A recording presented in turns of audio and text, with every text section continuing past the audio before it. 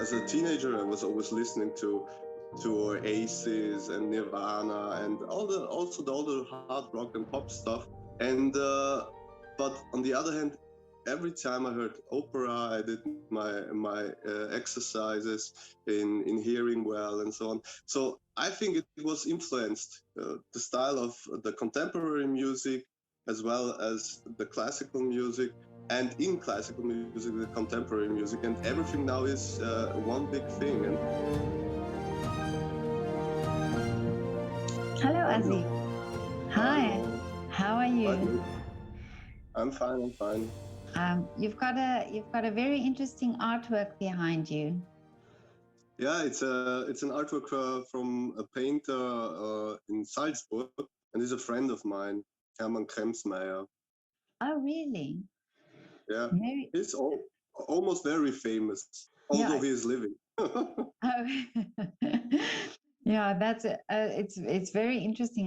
Yeah, he's into working with colors and all Yeah. possibilities in setting light and shadows and everything.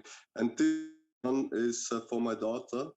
Yeah. He painted this for her birth, Really? 2018.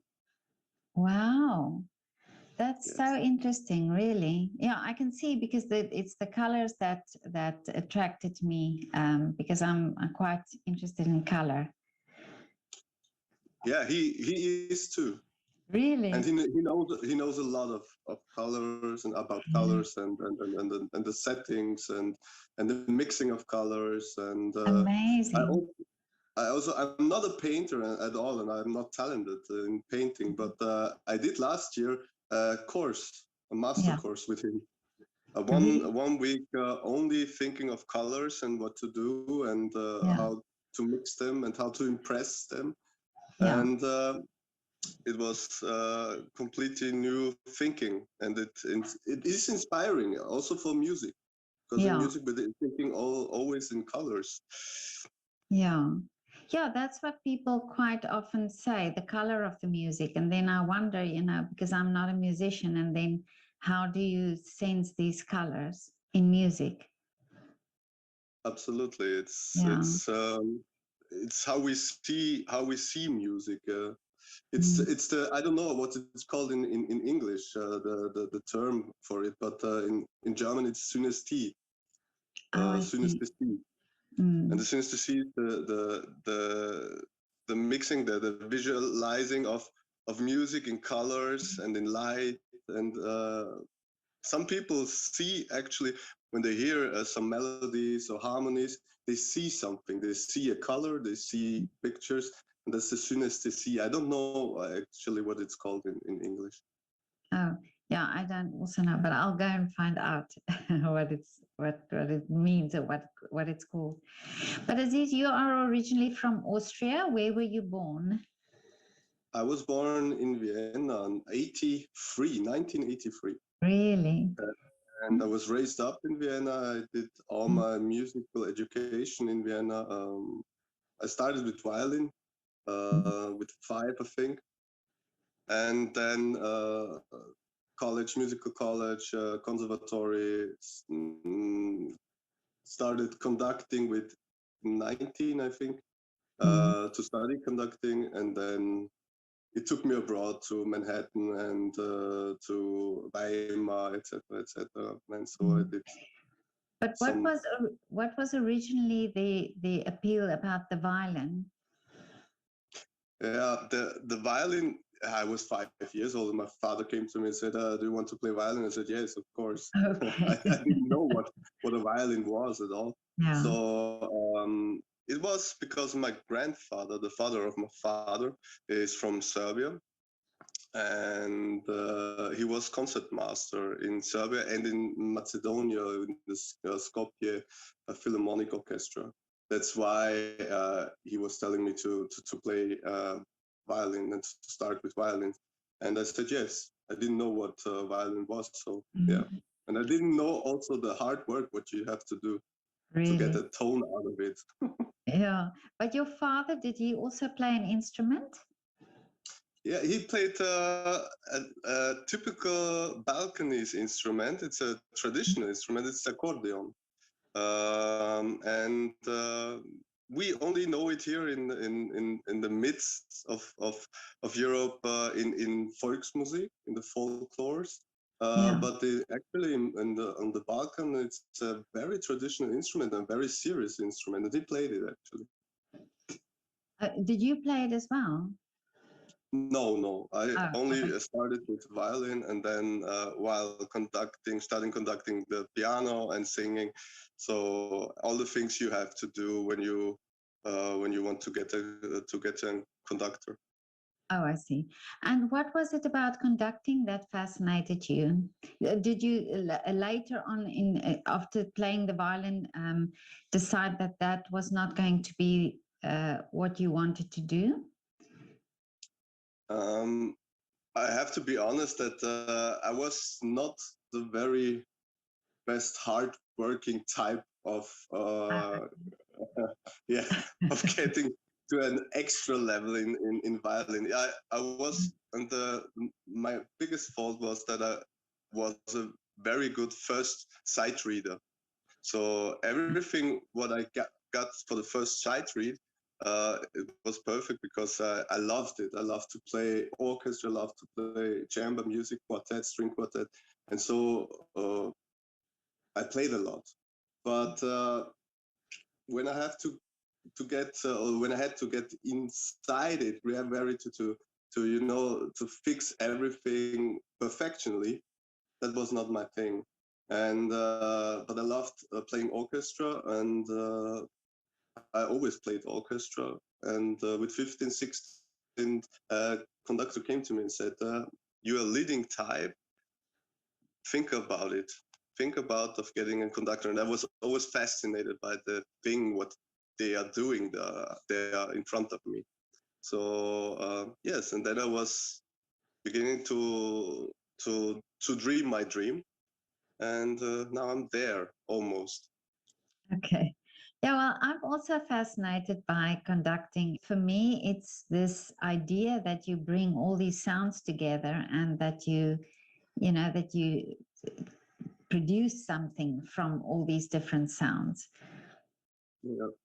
The thing about conducting what fascinates me the most, and what is a little bit of pity in getting to study conducting, is that you can learn everything about technique and how to get to work and how you learn the pieces, harmony, etc., etc. But you don't get one thing, and that's the almost yeah, it's the most important thing. It's how to get to human beings into their inside, into their emotional level. They don't have to like you. It's only about the authenticity you spare with them. And when you are conducting, it's about 3 or 5 seconds that they can feel if you know if you mean it really, really, really serious, or if it's something like a dramaturgic play what you're playing. And that's the most incredible thing. And I think, for my opinion, that's the missing link in when you study conducting, that you don't learn about the psychology of a mass. You know, Mm. they're a mass of 80 people in front of you. They know each other very well, and they know most of the time the piece very well. So that's the hard work you have to do in a minute of working. You have to show them that they can that you will be trusted. Mm. Yeah, that is, this is something that I also heard from conductors is saying that it's that first few seconds when you stand in front of the orchestra that you have to connect with this orchestra. Absolutely, absolutely. Yeah. And it's not about, I don't say if it's the very first seconds, it's about the very important moments. You have to be there for them. And that's what they are feeling. If it runs very well, it's okay. They don't give anything about it. But if they have problems and you're not aware of the problems, or you can't help them, or you don't know how to help them, then that's the main thing of losing the trust of them. Mhm. Well, the few conductors that I've spoken to, that I've realized that, and also I didn't know that before, but I've realized that you have your uh, sort of almost specialities, I would say. So that's opera and ballet and orchestra conducting are also different. It's also a different way of conducting. So, what is your love? What type of conducting?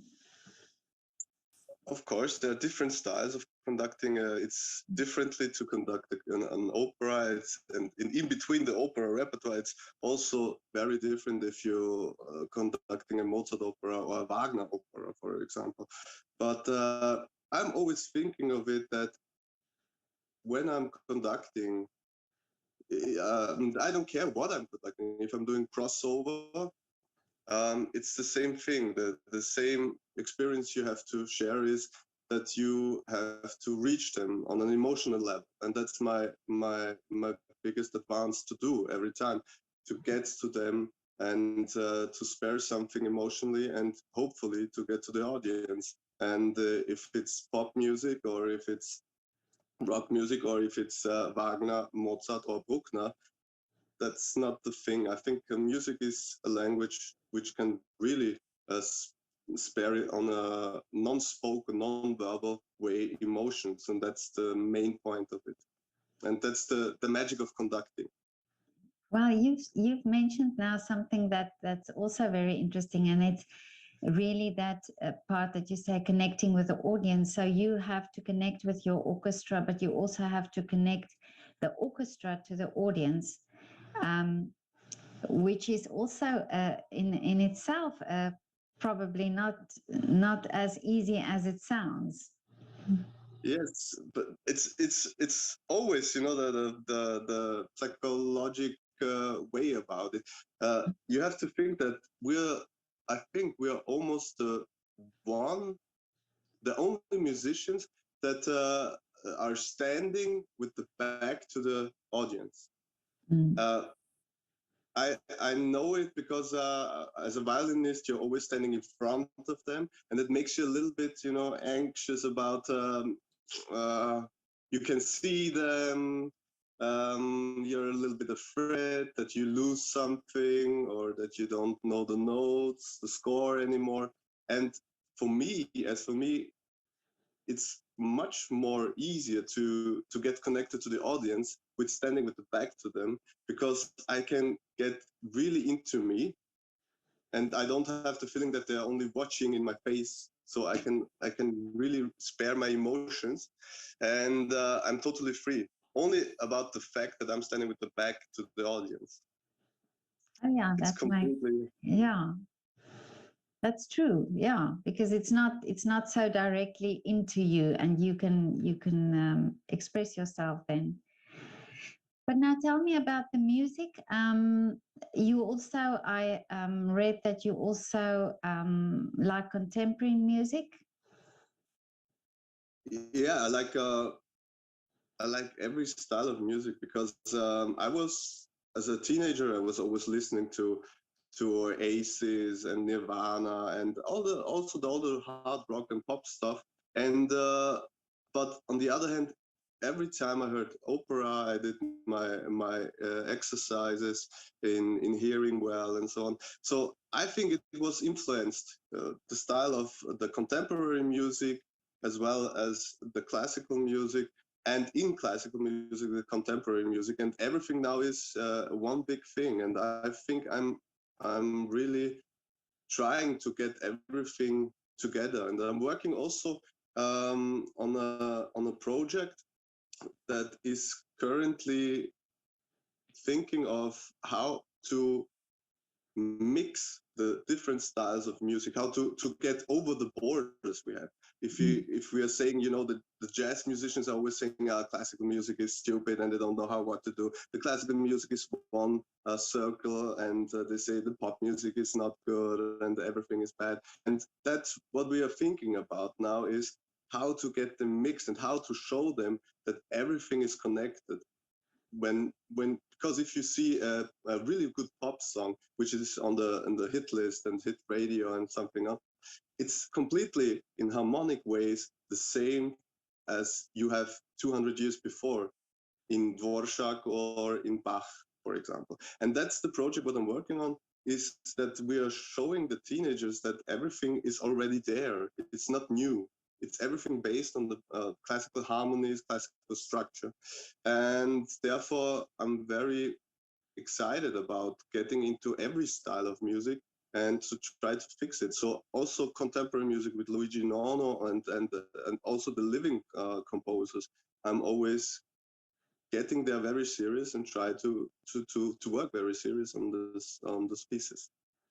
Well, I love what you're saying now, because I think I also many times have thought some melodies and some new music or pop music has something, you know, great melodies or great sounds, and if you could use other instruments to play it, it also makes it sound more uh, beautiful than you know, just what it sounds like, as you know, like you say, on the radio. But for example, if you hear it on Spotify, Yeah. if you hear it, and maybe it's also a great thing, because I think it will also take away this very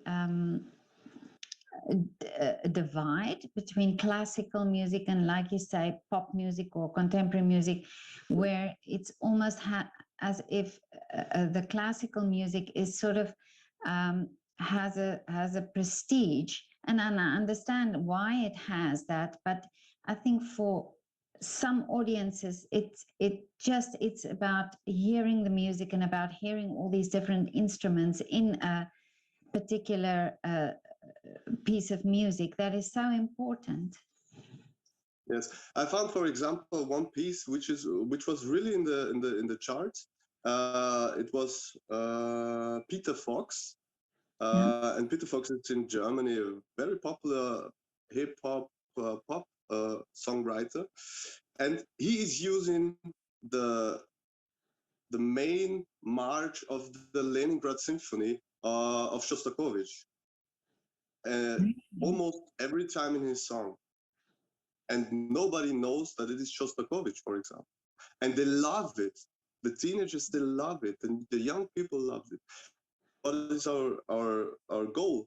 Our goal has to be that we are trying to keep the focus on what is the connecting link, and the connecting link is the Shostakovich, and Shostakovich was 1976. He died, so he was almost the whole 20th century there, and it's not. And although Peter Fox is, I think the song is calling something new or completely new or something like this. That's Yeah. the title, but it's not. And that is what we have to show them. So maybe the classical music gets more attraction also to young people. Yeah. Yeah, that's great. Oh, I love this. I love what you're doing. It's wonderful that you do that.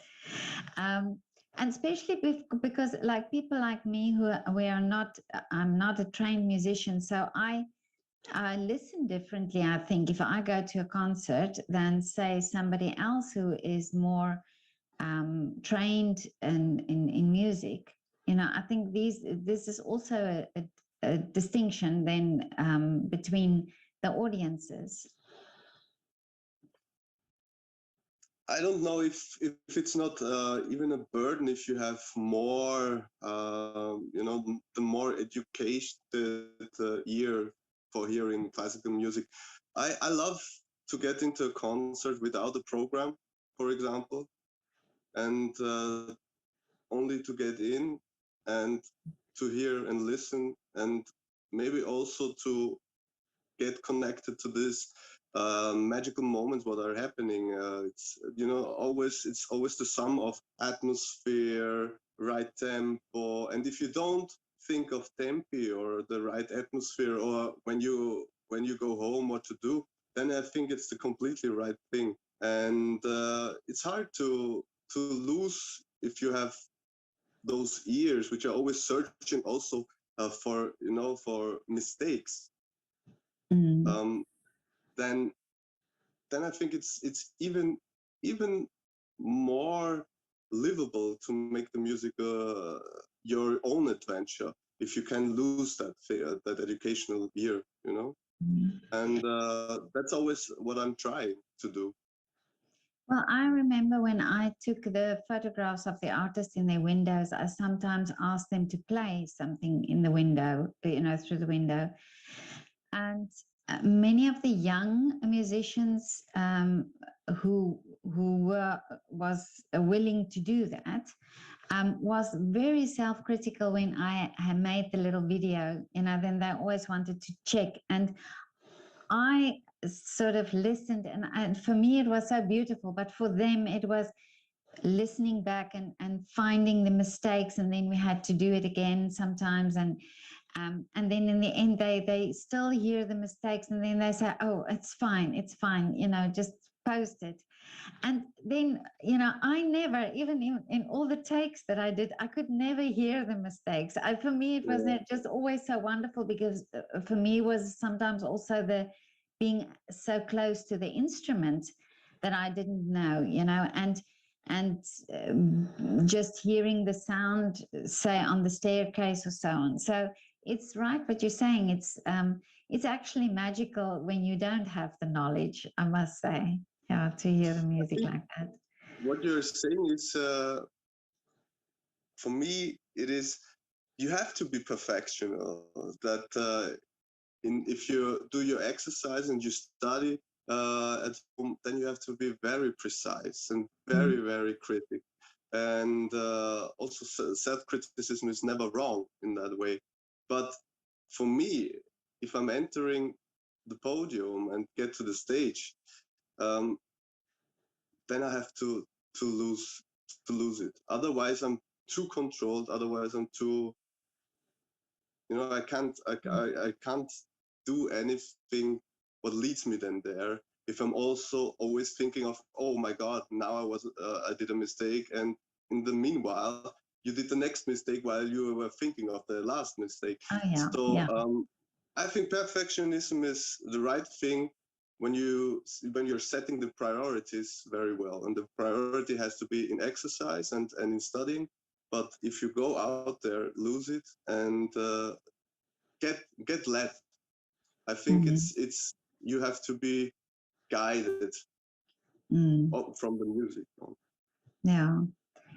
Well, this is what Charlie Albright, the pianist, told me. I did an interview with him as well, and he just said that it's,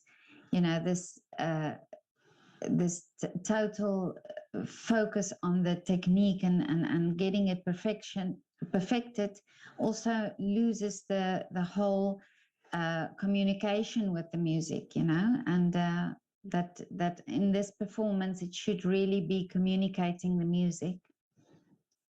Absolutely, I think it's Yeah. the right way, because perfectionism is also a little bit, the death and the perfectionism, they're similar in some way. Mm. And for me, it's always, if I'm very touched by something or by a musician, then I don't care about mistakes if they are not too many and if they're not too, massive. But Yeah. I'd rather listen to one musician who touches me very, very often and very emotionally than Mm. one perfectionist. Mm. But now, tell me, what do you do? I'm asking everybody, so on a lighter note, what do you do before a performance? Do you have some sort of a ritual? I love rituals, I have to say, Yeah. because they're giving me the strength, and I'm a I'm a type of human being who loves to know what will happen in the next few Oh, okay. minutes.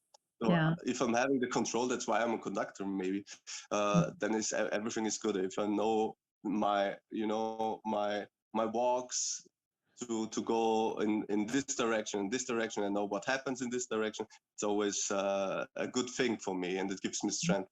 But on the other hand, I think I'm losing a very important thing in life. It's the spontaneous thing you can get if you not into rituals, and if you're more the adventuring guy. But I don't have rituals before conducting. I don't know why. I'm also not stressed before conducting. I, Really? of course, I'm nervous, but in a good way that I will get out there and I want to do it, and that's a good thing. When I was playing violin, it was completely different. I was very anxious and very afraid of getting to the stage because of thinking of what will happen if I'm not knowing the score anymore. You know, if you do it by heart, you always have the pressure that, oh my God, what happens? And there is a moment also that your finger knows very well how to get through the part, but your mind doesn't know, and that's the conflicting part then. And as a conductor, I don't have this, so I'm very focused, and I'm nervous, but in a good way. And I don't have the ritual to do exactly the same things. I'm going there, then I'm waiting in the garderobe um, to start. And are you talkative, or do you isolate yourself? You know, like you want quiet time or so, or do you talk to people around backstage and Oh, so? I don't need to. No, I don't need quiet time, so I don't Ah, need the isolation. I'm so focused in the moment when I'm going out there. I'm always saying it's a little bit, maybe a sickness. I don't know. If I'm going out there, I'm not a completely same person as I am if I'm going off the stage. I don't ah, know why. I'm completely free in my mind, and that makes it like a drug for me, because the clearness and the freedom you have, I only have it in on the stage and in working with the orchestra. I don't know why. amazing. Yeah, but maybe it's because it's your thing, you know, that it's where you're most comfortable with. I don't know. Yeah, I'm only trying to be myself outside, and yeah, maybe yeah, that's the thing or the ritual I need to be myself. yeah.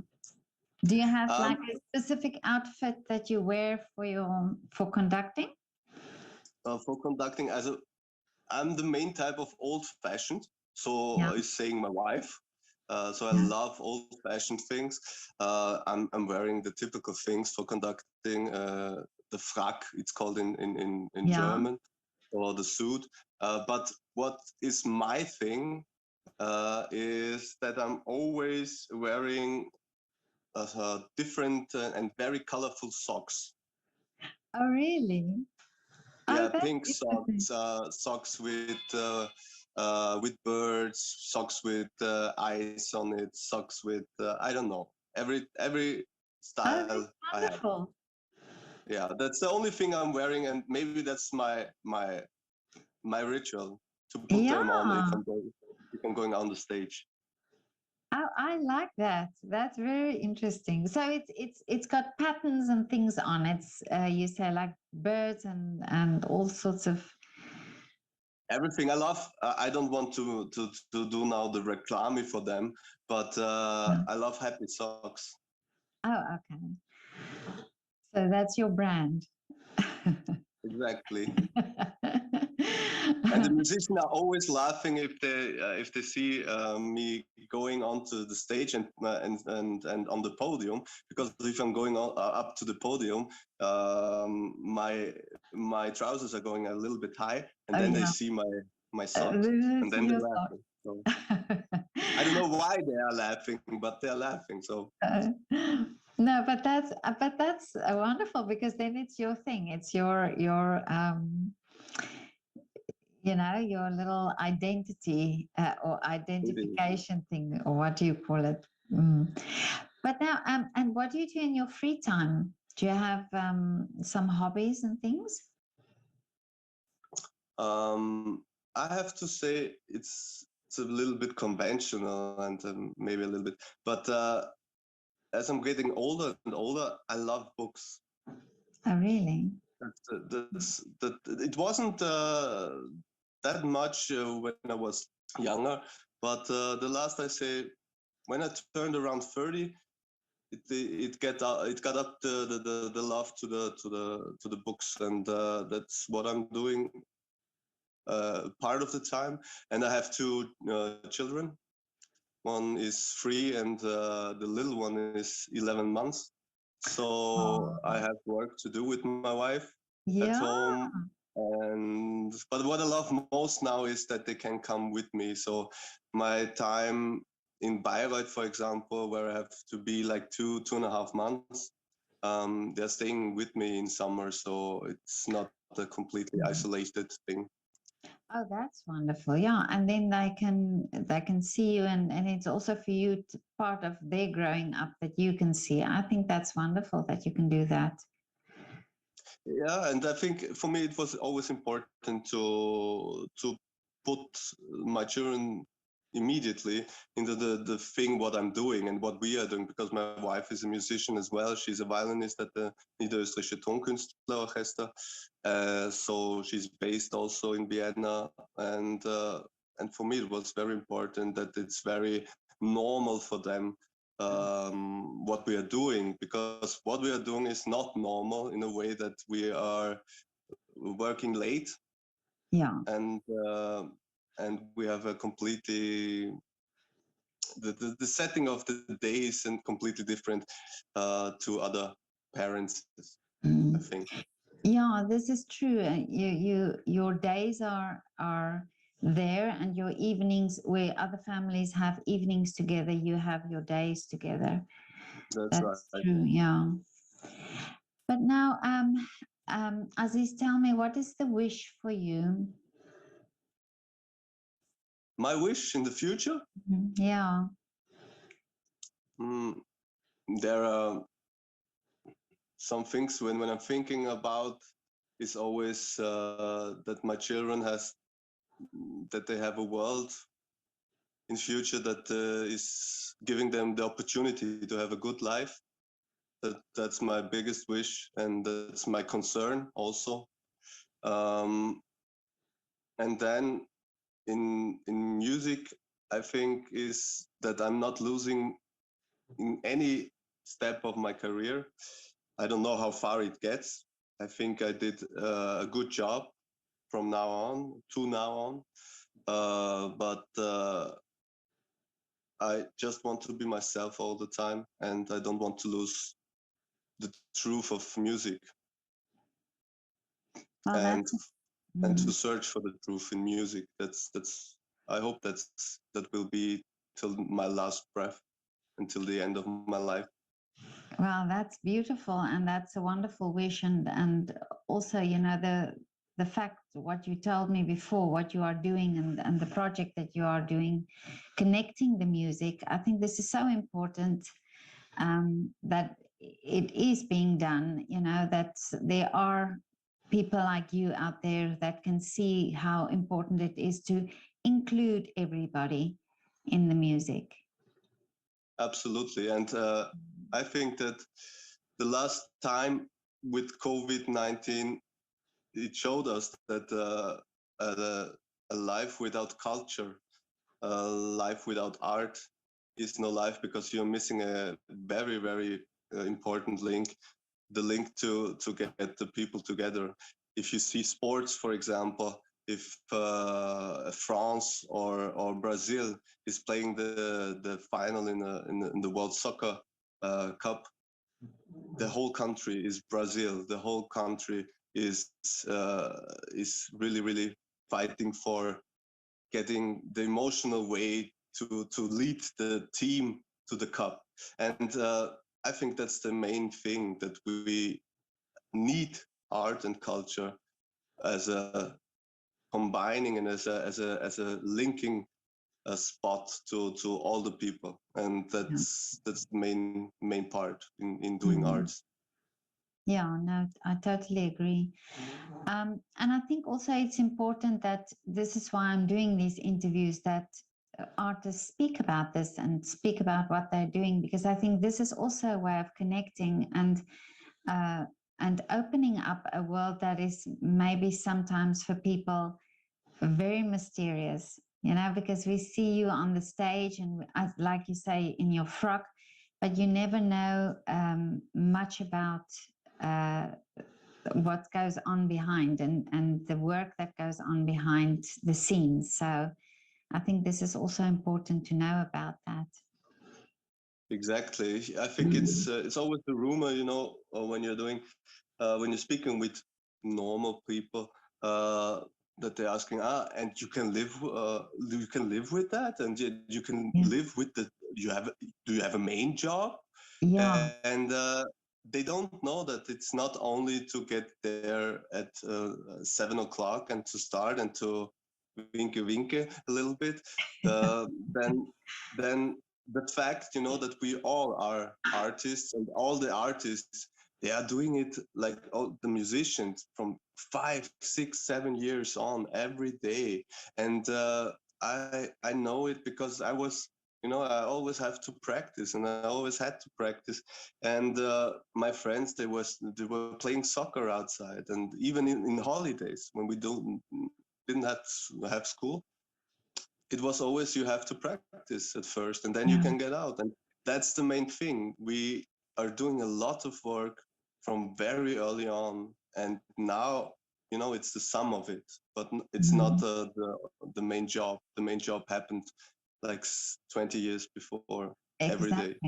Exactly. And this is also what led me to do this project where I photographed the artist in the windows, because it was actually a shop owner in Vienna who said to me that lockdown was over because the shops and the restaurants were opened. And this was what surprised me, that in a city like Vienna, where we have so many theaters and where 10,000 people per night visit the theaters, that somebody can say, at the time lockdown was over because the shops and restaurants were opened, and then the biggest majority of Vienna was still not working. So it's people's perception was, I think, is sometimes wrong. But this was so lovely to talk to you. Thank you. It was also lovely for me to see you, actually. Yeah, and amazing. I read about your career and what you've been doing and so on. It's wonderful. You have a very great career so far, and I really wish for you that your wish comes true, because I think it's very true, and it's very sincere what you're wishing for. Thank you very much, and stay healthy. Yes, thank you. You too. Okay, have a lovely evening. Thank you. You too. Thank you. Bye.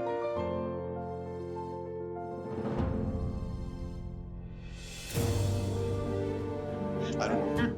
Do you also have a specific out? Oops, this is Lily now. Where's Lily? Here's Lily. Lily is coughing. Yorkshire. Hello, Yorkshire. Is she a Yorkshire? Yeah, she's a little teacup, but she's lying. Oh, Lily, she's lying on my lap. Lemoy.